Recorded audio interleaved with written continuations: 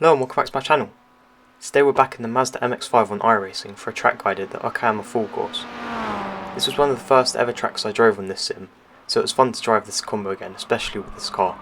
It just works perfectly. For those who are new here, I show a fast lap first and then go through the guided lap, explaining all my references to help you go faster. If you're only interested in the guided lap, I'll leave timestamps in the description so you can skip to the specific part you want.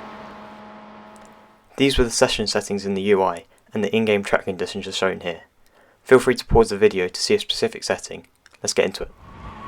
But before we start, I'd really appreciate it if you all subscribe to my channel and like the video. Thank you!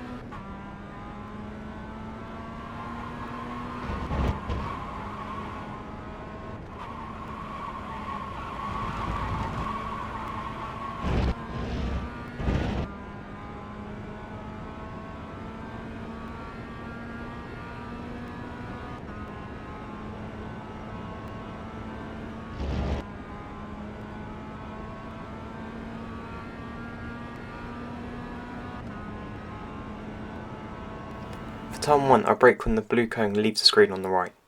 I'm very hard on the brake initially, around 75%, and then I troll brake to the inside curb. I turn at the marshal post on the left and use second gear. Once you reach the inside curb, you should be able to go back to full throttle. I aim to apex right at the end here, and you can use all of the track on the exit as there's enough space to prepare for the next corner.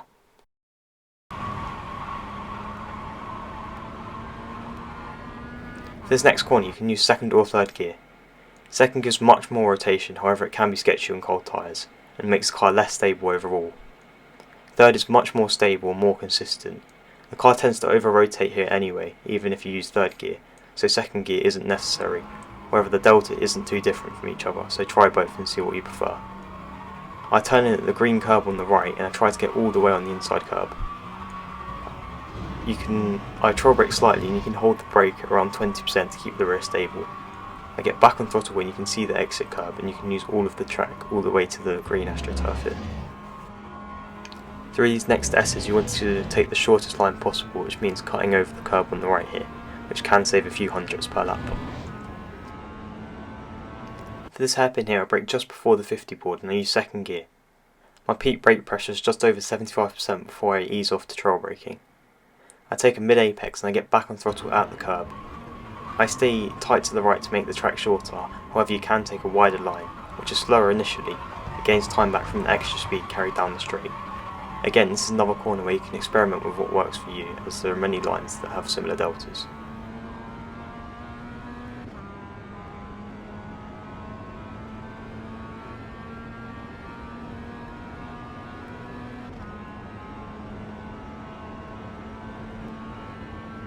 This next right-hander is the best place to overtake on the track due to the long braking zone, so be aware of this in the races.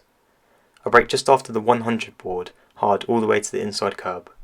Shift down to first very quickly to use the engine braking to help slow the car down, and the banking here helps catch the car and stops the car from over-rotating. I release the brake very quickly to keep the rear stable and I stay as tight as possible to the inside curb. I get back on throttle just before the end of it, and you want the car to be around the middle of the track on the exit, before bringing the car back over to the right to prepare for the next corner. For this next left-hander I don't really have a clear braking marker. I tread brake just enough to get the front turned in, and I'm smooth with the steering as it's very easy to understeer the car here. I keep the car in second and you can cut some of the inside curb, however it can give you an off track if you use too much. I gradually come back on throttle with the inside curb to make sure the car doesn't spin. And you can use all of the curb and astroturf on the exit, however the gravel does give you 1x if you use too much. For the second of the two left-handers I use the curb on the right to help open up the corner. I brake to around 25%. I get back on throttle with the inside curb, and I use all of it to straighten up the line to carry more speed onto the exit. I take a late apex to get a good run onto the straight, and you can use all of the exit curb but don't use any grass so it will give you an off track.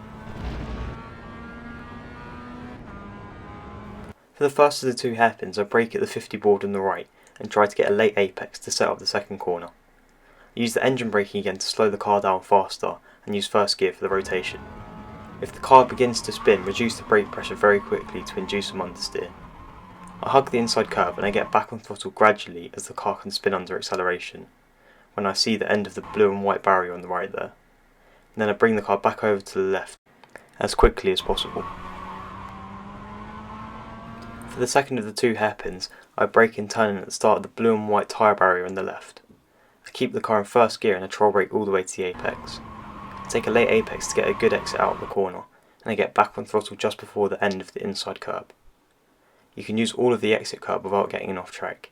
Here I'm quite conservative and you can use a lot more than this definitely. This fast right hand is easily flat. I turn at the marshal post on the left and cut all of the curb on the inside. Just make sure you don't cut too much as it can give you a slowdown. For the final corner on the track I brake at the end of the curb on the left. My peak brake pressure is around 50% and I turn in where the grass starts. I trail brake to the inside curb and use all of it to help straighten up the line.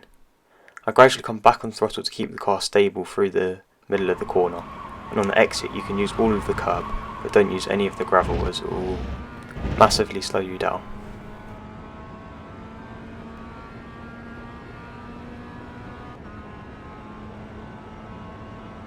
So that was a lap of Okayama full course. The races here are really fun in this car, just remember to be careful in the first lap as the cold tyres in this car are really horrible here. If you found this guide helpful, please leave a like and subscribe to my channel. Good luck for your races in the week, and I'll now leave you the third person lap to the end of the video.